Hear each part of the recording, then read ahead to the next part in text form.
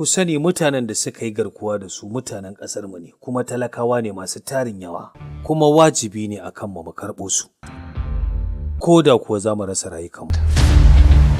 Gwamnati ta ɗauke mu aiki ne kuma tana biyan mu ba don komai ba saboda irin wannan lokacin.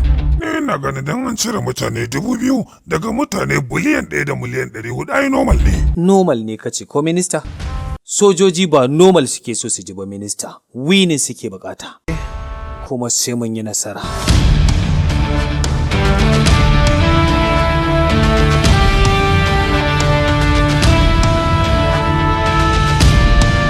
Ko jikina yana bani wannan makarkashiyar gabaki ɗaya da sanin sojojin Pakistan ake yin ta. Wa sojojinmu!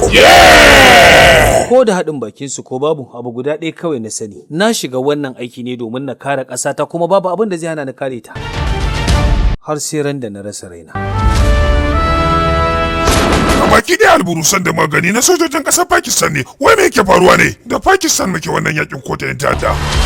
Ni fa ina ganin zai fi kyau kawai mu ba su abin da suke so.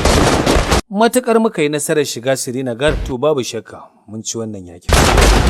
Abu ɗaya kawai nake so, ku taimaka mana ku zare sojoji daga cikin siyasa ku bar mu yi aikin da muka yi rantsuwa muka dau alƙawari za mu yi wa ƙasar mu.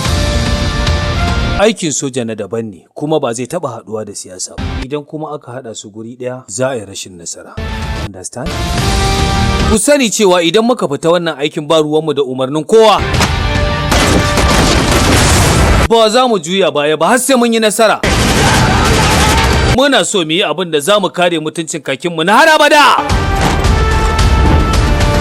Sansani! Ku sani daga yau din nan babu wani ofisa ko mai girmansa da zai bayar da umarnin da zai canja wannan umarnin da nake baku a wannan lokacin.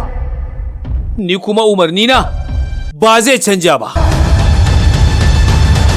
Sansani! Sabon kafta na musamman daga kamfanin Sultan masu burbuda.